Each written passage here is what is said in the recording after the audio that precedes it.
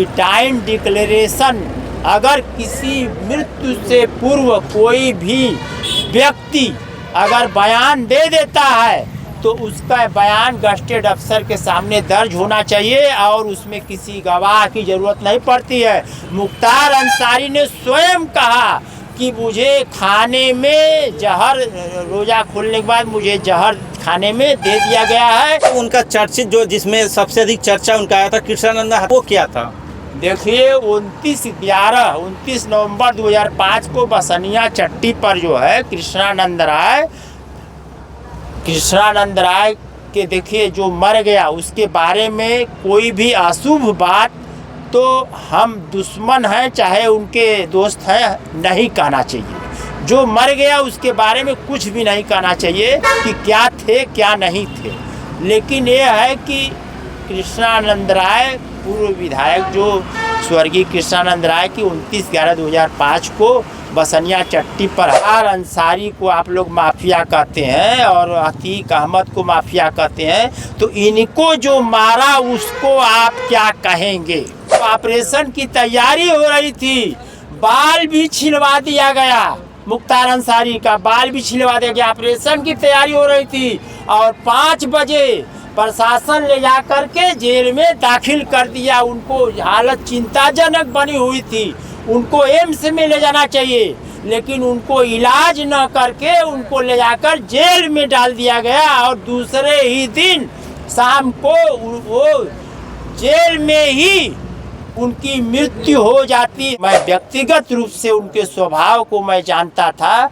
मुख्तार अंसारी जो है कोई भी क्राइम नहीं करते थे, वो सिर्फ पूरे दिन जो है सिर्फ गरीबों की मदद करते थे। मुकदमे तो सारे मुकदमे आप ही देखते थे? हाँ, मैं यहाँ से मऊ, गाजीपुर जो है आपके चंदौली, बनारस, आजमगढ़ सब मैं 30,000 कोर्ट में भी मैं केस लड़ा हूँ। दिल्ली में जी। मैं सारे केस मैं लड़ा हूँ। मैं इसकी जो मीडिया दिखा रही है कि 70 से 80 केस उनके ऊपर चल रहा था, एकदम 100% क्या 200% बिल्कुल गलत है। मैं पूरे देश की मीडिया को मैं चैलेंज कर रहा हूँ कि कोई 70 से 80 केस पेंडिंग की लिस्ट ले आकर मेरे सामने दिखा दे।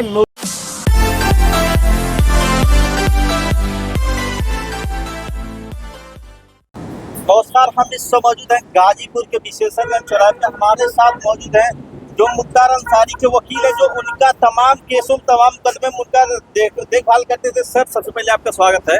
धन्यवाद। सर, जो मामला हुआ है तो इसमें जो मुख्तार अंसारी का शुरू में कई केसें आप लड़े, वो कौन से केस थे?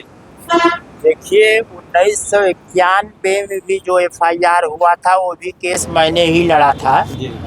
बनारस में पुलिस लाइन में राजेंद्र सिंह हत्या, वहाँ मुगल सराय में शिवजी पांडे और एक दीवान वहाँ भी था।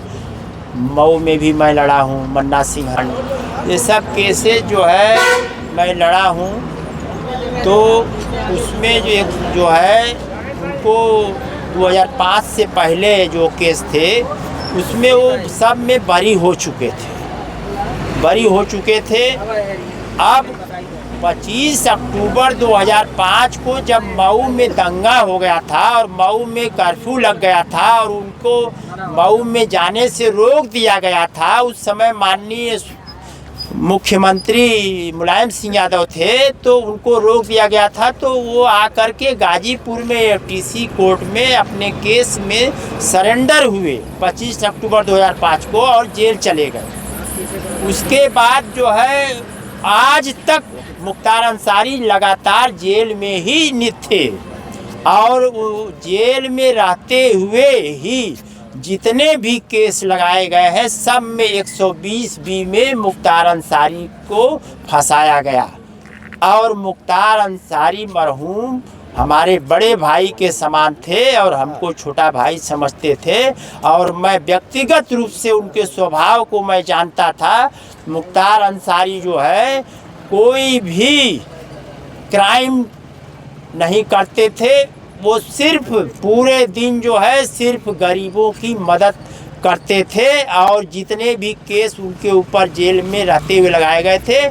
लेकिन एक बात मैं सच्चाई आपसे बता देना चाहता हूं, जो व्यक्तिगत रूप से है, कि देश की जो मीडिया दिखा रही है कि 70 से 80 केस उनके ऊपर चल रहा था, एकदम 100% क्या 200% बिल्कुल गलत है। मैं पूरे देश की मीडिया को मैं चैलेंज कर रहा हूं कि कोई 70 से 80 केस पेंडिंग की लिस्ट ले आकर मेरे सामने दिखा दे। मुझको एक एक केस का क्राइम नंबर तक याद है, किस थाने का है, यहाँ तक कि 1991 में जो केस छूट गया उसका भी क्राइम नंबर पूछेंगे तो मैं आपको बिना देखे कि इतने मुकदमे तो सारे मुकदमे आप ही देखे थे। हाँ, मैं यहाँ से मऊ, गाजीपुर, जो है आपके चंदौली, बनारस, आजमगढ़, सब मैं 30 हजारी कोर्ट में भी मैं केस लड़ा हूँ दिल्ली में जी।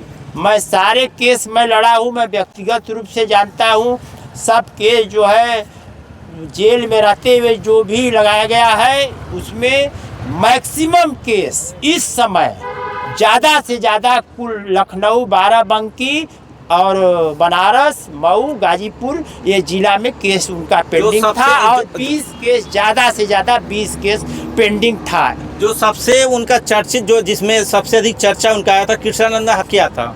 देखिए 29 नवंबर 2005 को बसनिया चट्टी पर जो है कृष्णानंद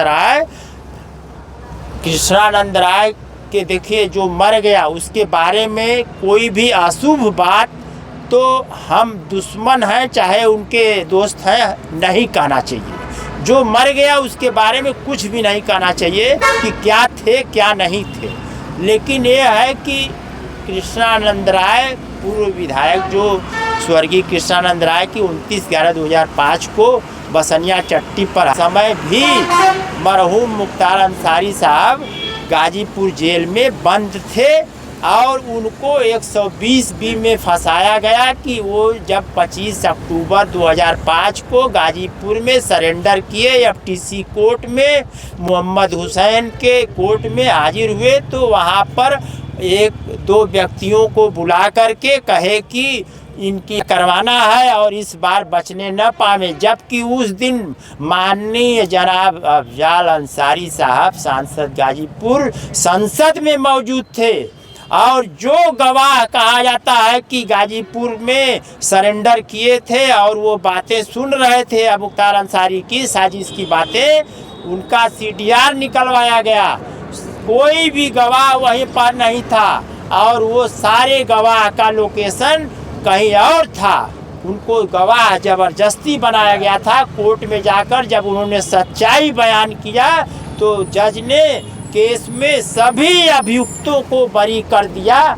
अब उनकी दुश्मनी किससे थी, किसने, यह बात तो हम नहीं कह सकते। इसके बारे में अभी उनके बारे में कहा जाता है वो माफिया थे, डॉन थे। यहाँ की जनता क्या कहती है? देखिए, हम आपसे और आप अपने भाई से और देश के सारे मीडिया भाई से यह सवाल पूछता हूँ कि माफिया मुख्तार अंसारी के ही नाम के आगे क्यों लगाते हैं आप लोग, और जो लोग में मुलजिम हैं उनके नाम के पीछे आप लोग माननीय क्यों लगाते हैं। और दूसरा सवाल हमने किया कि मुख्तार अंसारी को आप लोग माफिया कहते हैं और अतीक अहमद को माफिया कहते हैं, तो इनको जो मारा उसको आप क्या कहेंगे? कौन मारा इनको? कौन मारा? माननीय मरहूम मुख्तार अंसारी साहब बागा जेल में निरुद्ध थे और 22 तारीख को उनको पहली बार जब ले जाया गया तो मेडिकल कॉलेज में डॉक्टर ने खुद कहा और जेल सुप्रिटेंडेंट ने भी कहा कि इनको उल्टी हो रही थी। और फिर वहाँ पर मादा मेडिकल कॉलेज में भी डॉक्टर ने कहा कि इनको उल्टी की शिकायत थी। इनको ऑपरेशन की तैयारी हो रही थी, बाल भी छिलवा दिया गया, मुख्तार अंसारी का बाल भी छिलवा दिया गया, ऑपरेशन की तैयारी हो रही थी। और 5 बजे प्रशासन ले जा कर के जेल में दाखिल कर दिया। उनको हालत चिंताजनक बनी हुई थी, उनको एम्स में ले जाना चाहिए, लेकिन उनको इलाज न करके उनको ले जाकर जेल में डाल दिया गया। और दूसरे ही दिन शाम को वो जेल में ही उनकी मृत्यु हो जाती है और उनको जेल के सुपरिटेंडेंट अपने बचाव में ले जाकर के मेडिकल कॉलेज में एडमिट करवा दिए। क्या कैसे हुए थे उनकी मृत्यु? जहर देने से हुई थी या हार्ट अटैक हुआ था? देखिए, मुख्तार अंसारी ने खुद कहा गस्टेड अफसर के सामने, और हमारे देश के हमारे जो एविडेंस एक्ट है, साक्ष्य अधिनियम जो है, उसमें भी लिखा हुआ है कि टाइम डिक्लेरेशन, अगर किसी मृत्यु से पूर्व कोई भी व्यक्ति अगर बयान दे देता है तो उसका बयान गस्टेड अफसर के सामने दर्ज होना चाहिए और उसमें किसी गवाह की ज़रूरत नहीं पड़ती है। मुख्तार अंसारी ने स्वयं कहा कि मुझे खाने में जहर, रोज़ा खोलने के बाद मुझे जहर खाने में दे दिया गया है और उल्टी 15 मिनट बाद शुरू हो जाती है। आप जो है गूगल पर सर्च कर सकते हैं कि पॉइजन में, स्लो पॉइजन आप सर्च करिए, उसमें लिखा हुआ कि पहला सिम्टम उल्टी होना। पॉइजन अगर दे दिया गया है तो खाने के 15 मिनट बाद व्यक्ति को उल्टी शुरू हो जाती है और सारे शरीर में ऐंठन होने लगती है। मुख्तार अंसारी का वीडियो वायरल हुआ है, उनके लड़के से बातचीत हुई है। उसने कहा कि मैं परमिशन ले रहा हूँ, कल सुबह मिलूँगा, और मऊ से परमिशन भी हो गया था। और उन्होंने कहा कि बेटा मैं अब बैठ नहीं सकता, अब मैं नहीं बचूँगा, तुम मिलने मत आना। तो उन्होंने खुद कहा है, वीडियो वायरल हुआ है, अपने भाई से उन्होंने कहा जिस प्रकार कि मुझे जहर दे दिया गया है, तो ब्राइन डिक्लेरेशन से बढ़कर कोई भी साक्ष्य नहीं होता है। आप मुख्तार अंसारी के वकील काफ़ी कई केसों देखे हैं, तो ऐसे में उनके साथ जो घटना हुई उसके लिए क्या मांग करते हैं? देखिए, हम माननीय मुख्यमंत्री, जो कि हमारे प्रदेश के मुख्यमंत्री हैं, किसी एक व्यक्ति के मुख्यमंत्री नहीं है।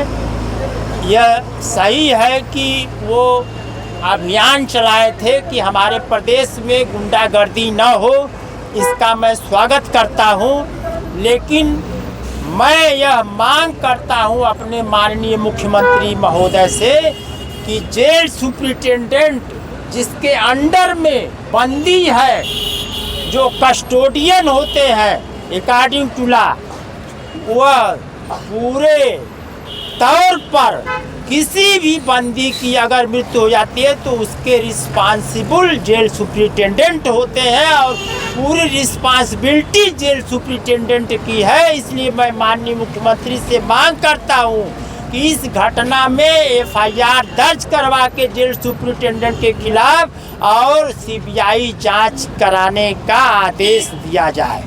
जिस समय मिट्टी दी जा रही थी, उनका बेटा अब्बास जेल में बंद था, वो नहीं आ पाया, इस पे क्या कहेंगे? देखिए,